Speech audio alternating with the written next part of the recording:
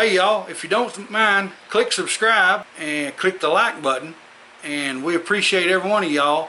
Hey y'all, Fat Man Outdoors. I've been away for a few days. We've been pretty busy getting stuff ready for fall. Got a lot of stuff to do on a farm when cooler weather starts coming and everything gets ready to go in. As you can see here behind me, there's a lot of corn. This will be getting picked in the next week or so. It's the first week of October. What that means is everybody's going in the woods.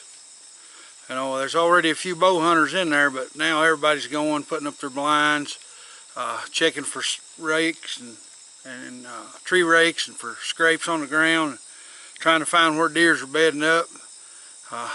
What I done today was I placed my hunting blind that I made down in the fence row, getting it ready, letting the deer already be used to it. And when I actually went down the hill with old Greenie to turn around, because it's real tight in here and a lot of briars until this corn gets cut out, there's a scrape about, I don't know, 50 yards over the hill here from where I decided to put my blind. That might be good, might not be, I don't know.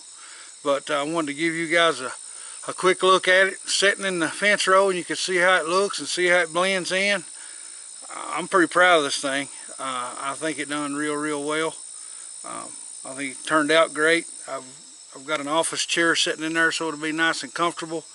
Got a see-through screen on it, and got all the windows cushioned so when you put your gun through it won't make any noise and won't scratch your gun up on that fiberglass, or no fiberglass getting in my hand. Pretty good outfit, I think. I'm going to turn the camera around so you can see it, and I'll talk briefly about it with the camera on it so you can see how it blends in, and then I'll let you go. Alright, there you can see it pushed back in a fence row. I think it blends in pretty doggone good. I'm looking kind of close at how the shadows, I'll zoom in on some of the color just a little bit, how some of the shadows really blend in. You can see that right there. I think it's going to do great. I think that really turned out well for as about as cheap a camo job as you can get.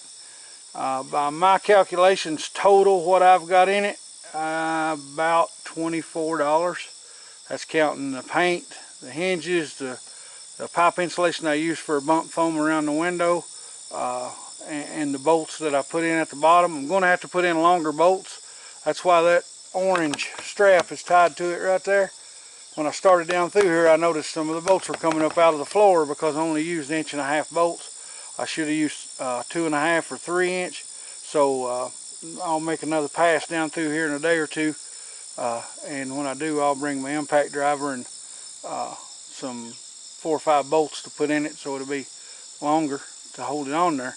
But guys, that thing turned out great, and that will be a forever blind. I mean, you can hook it behind a vehicle and pull it, take it wherever you want it to go, and it's no problem to move it.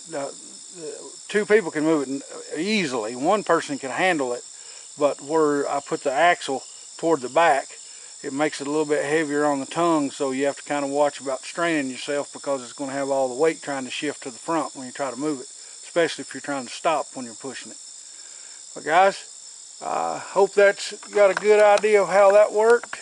You can take old stuff and make something useful out of it and save yourself a whole lot of money, and these day and times, that's a good thing to do. See y'all in the next video. It's the Fat Man. I'm gone.